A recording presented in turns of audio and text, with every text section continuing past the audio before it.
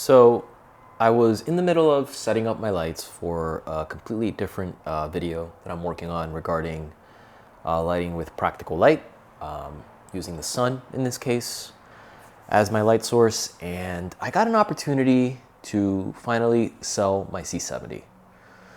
And it's something that I'd been losing sleep over for a couple weeks now, tossing and turning over the idea.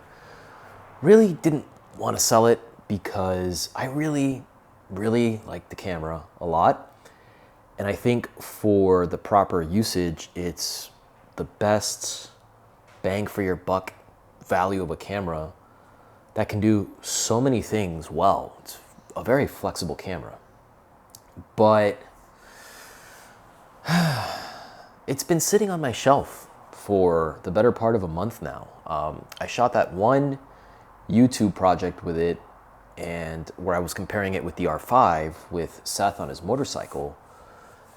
And then I got the Komodo. And, well, it was love at first sight.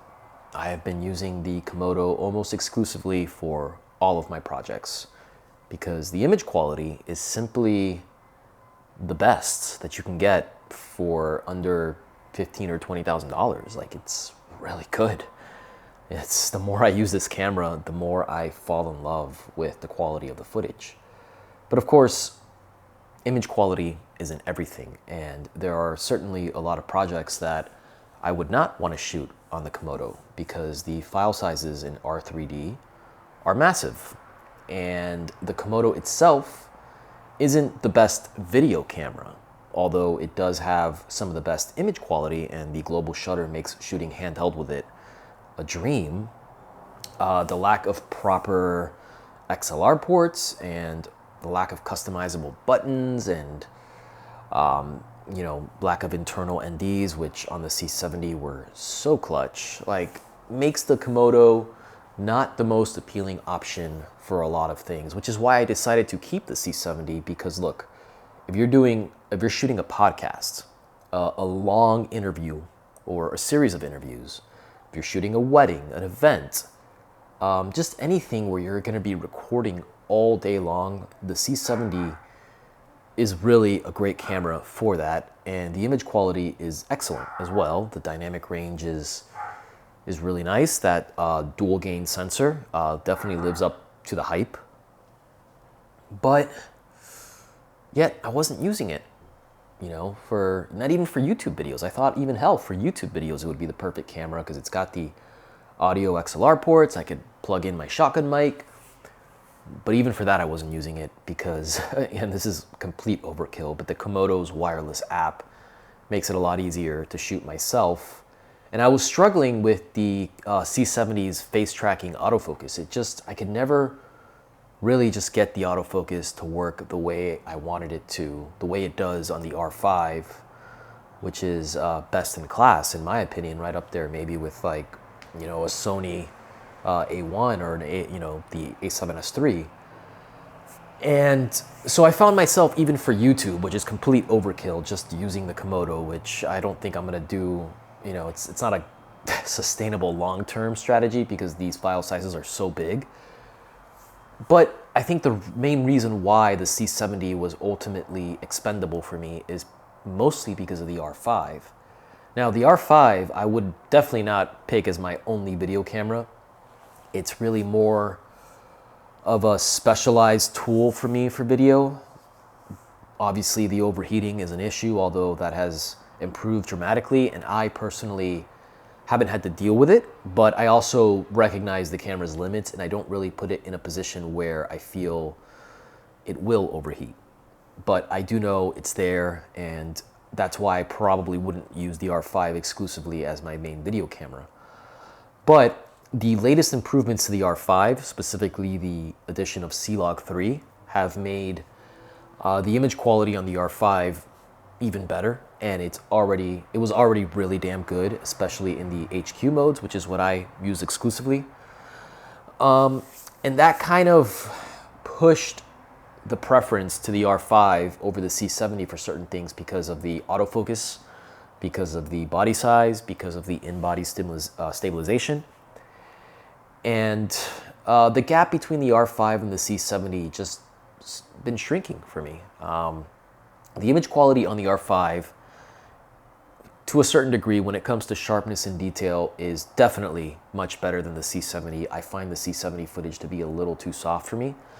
Granted, the dynamic range on the C70 is better and the highlight roll-off is a lot more pleasing, but not that much so. And if you shoot on the 8K RAW on the R5, which I know is not a sustainable codec to shoot on for a lot of things, but the image quality really becomes neck and neck at that point. And I would even give this slight edge to the R5 when you're shooting RAW in 8K. Again, the R5 is not a good main video camera, but what it is really good for, almost I would say perfect for, is a fantastic B camera for specialized shots. And what I mean by that is, if I'm shooting on the Komodo, let's say a project for a client, it would probably be the Komodo being my main camera I would shoot most of the stuff on. But the R5 is definitely way easier to balance on a gimbal. I can throw that thing on my Ronin S2, and the autofocus on it is gonna make it just so much easier for me to get my shots. And actually, that's what I did. If you saw my R5 video with the C70, when I was shooting Seth on the motorcycle, that was all R5 footage, because even with adapted lenses, like, it just doesn't miss. Like, it grabs a face and it sticks to it. And if you're doing object tracking, it sticks to that as well. So the R5's autofocus is just so best in class, and I don't understand. Somebody help me figure this out, why Canon refuses to put the same autofocusing capabilities in their cinema cameras as in their consumer photography cameras, because it's so much better. And even the Komodo's autofocus, which I don't tend to use that much because I don't tend to need to on the Komodo as much yet, but even the Komodo's autofocus at times is better than the C70. The C70 really struggles, especially when you use the internal NDs in the body. I've noticed it struggles a lot more to pick up faces, whereas with the R5, I put NDs on it all the time and it still picks up my face or whatever face. So I feel like with the C70, there's just too many frustrating compromises that Canon overlooked, even though it is still a great camera. Like, I still really like it. I struggled to sell it. Ultimately, it was just sitting on my shelf, and I found myself reaching for the Komodo for almost everything, and then the R5 is just more convenient for everything else. So the C70 is just kind of in this no man's land of cameras for me, that it just didn't make sense. It's a $5,500 camera. I would rather have that money liquidated and being available to invest into something else. And if I'm being, honest too, I have a feeling Canon is going to release a full frame version of that camera anyway in the near future. And I wanted to get rid of it while its value was still high so that I could possibly save for whenever that announcement is made. So this got me thinking though about the positioning of these cameras. And if you're somebody who's thinking about getting any of these cameras, the way I see it is, if you are a photographer who also wants video capabilities, obviously get the R5, because the C70 doesn't take photos and neither does the Komodo. The R5 is not, or shouldn't be, your main video camera unless you're gonna shoot in the regular 4K mode. But that mode is trash, if I'm being completely honest. Like, I don't like the image from that mode at all. The R5 really sings in the RAW, which again is not a sustainable codec for most things, or in the HQ modes. The 4K HQ from the R5 is some of the best 4K footage you will ever see, but it contributes to the camera's potential overheating, and the files are a real pain in the ass to edit. So why don't I just shoot in the regular 4K mode? Well, like I said, it's really bad. I don't like it. And I am just putting up with it because the quality is just that good. So if you're a photographer, first, the R5 is probably the best photography camera in the market right now. Maybe the A7R4, although I like Canon's colors a little bit better. Certainly the A1 maybe could take that argument, but it's also like a $6,000 camera, so I don't think many people really need to spend that kind of money. So I think the R5 really is like the best photography camera investment you can make. And it's also a really good video camera. So if you just want to do a little bit of both, obviously the R5 is great. And the R5 is also a fantastic B camera or second camera for the Komodo or the C70. Especially now with C-Log 3, you can definitely match it with the Canon C70 a little bit easier than C-Log, because C-Log was always a little bit weird for me, and one of the frustrating things about the R5 was that with C-Log, the dynamic range is a little bit limited. C-Log 3 opens that up just a little bit more. So it really is a great B cam and a gimbal cam, and at that, it's a very good specialized tool, especially because the 8K RAW will match really nicely with the 6K RAW on the Komodo. If you are somebody who shoots a lot of long-term content and long-form content, interviews, documentaries, weddings, a podcast, you name it, anything where you need to record for a long time and you want to deliver quicker, you want to edit quicker, I would get the C70 because one, the battery life is really good. 2 batteries will last you all day easily. If you get one of the bigger ones, those BP60s, that'll last you the entire day alone.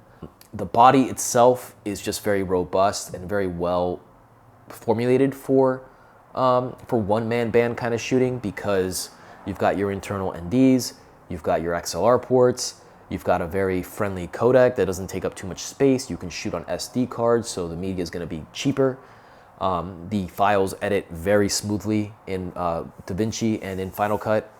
So it's a great videographer's camera. Like if you are somebody who has a business around shooting content for clients, I think the C70 is probably the best camera you can get. Maybe also the Sony FX6, but I just like the way the footage from the C70 looks a little bit better.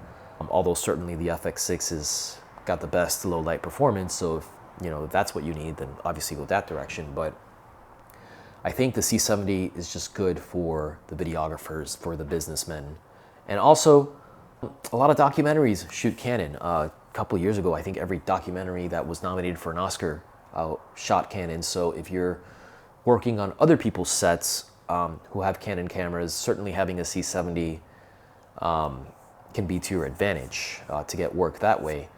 And if I was still doing a lot of the work that I did when I was in Miami, I would have definitely kept the C70, but I just really haven't. I thought I would be, but I haven't. I've actually been doing almost exclusively spec work, and for that, I picked the Komodo. And if you are somebody who's doing commercial work, who wants to do more high concept, creative work, really wants to get into that commercial realm, or even narrative work, the Komodo is obviously the obvious choice. I mean, there's other cameras, but between these 3 cameras and within this price range. Not that you can't shoot creative or narrative stuff on the other cameras, you absolutely can.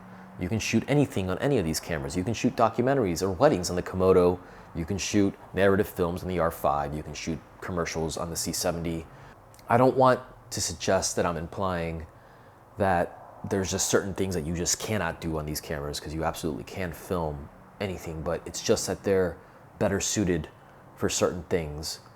And for me, it just comes down to what am I doing right now? Like, for example, I'm about to start pre-production on a music video.